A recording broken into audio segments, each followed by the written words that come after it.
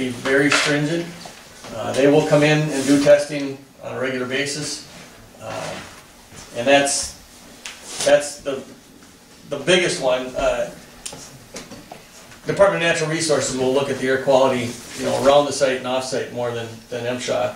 MSHA will be mostly the on-site one. Some of you were at the meeting last week, and I'm sorry it's a little bit small in here, but basically this was what was sent to or turned into the county for approval. And in this shot we had the dry plant out here and we had the railroad out over here. In some discussions with some of the community people and looking at some other options, we came up with another one that we showed also, where we moved the dry plant a little further away, put it over on the other side of Kamarowski Road, have the trucks do their turnaround over on the other side of Kamarowski Road, and then convey over. This is showing the conveyor going like this, but we'll probably slide the load out down a little bit and go right across to make shorter conveyors. Another option that was thrown out at the meeting last week was to look at potentially bringing a bridge across straight off from Highway 88, and that's something we're looking at right now. The transportation engineers are looking at some potential layouts. That would eliminate having to go by the school and come back around on Prairie, Moon Road, and down Kamarowski. If we did that, then that would move the dry plant back over to this side, potentially a little closer to here than what we had in that first slide. But that's one of the things we're evaluating right now to see if we can even do that. We've talked to the DOT, we've talked to DNR, we've talked to them before a little bit about it. That has its challenges, but we're looking at that as a possibility now. This is just a picture of a dry plant that's in operation, dry plant and rail load out. Just to give you an idea of, it's a fairly new plant, give you an idea of what the size would be. You can see it's not overly tall. I've seen plants where you're loading out multiple cars at one time. Oftentimes it gets to be a pretty tall tower over the rail. This, you can see, is not all that tall. It's got a little bit of a larger footprint than the ones that are taller, but it's not as tall. So with that, I'll turn it back over to Wayne. As I mentioned earlier, clearly there are challenges moving forward for Glacier. We understand that, and we know that there's opposition and there's concerns, and we want to listen to that. We want to hear that, and we want to be able to adjust if we can.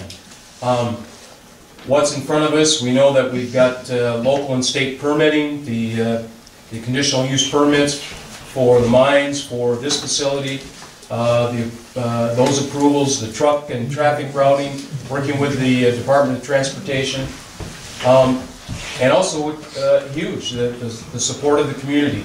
Again, community is a core value of Glacier Sands. It's something that really is important to us, and for us to have this work, we just need to be a part of the community, and it's huge. Also, we have to be able to tell you the information. We've got to get this information out to you, and if there is misinformation, tell you, like we are this evening, what we really, what's being planned, and if there are any misconceptions or perceptions. We've got to identify a local workforce, area contractors, folks that would be doing the trucking, and we will, for the dry plant, we look to have about 30 jobs at the dry plant. Now this does not include the trucking folks. Is that correct, Tom? Correct. It would be those jobs at the dry plant. Dry plant transport.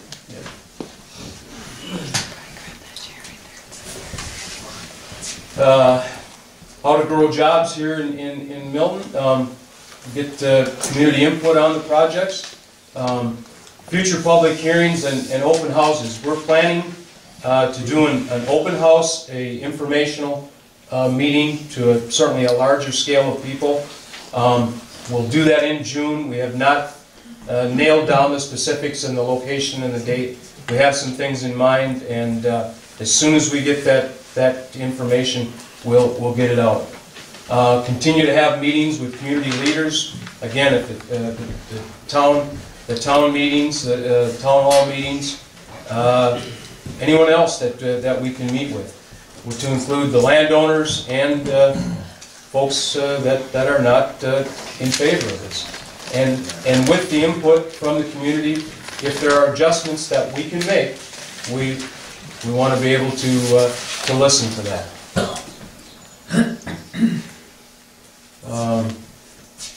As I mentioned, we've got to get the conditional use permits, the highway access permits from the county and state, establish that workforce, the jobs, and this is, it says it right here, the drying and the rail facility is an important component. It's very important, and with the approval of the citizens of the county, Buffalo County, hopefully we can make that happen, and if that's the case, we could be ready to start construction as early as this year. Yeah, I think that's it. Okay, to move forward, how we'll do this is, if you do have a question for any of these guys, please raise your hand.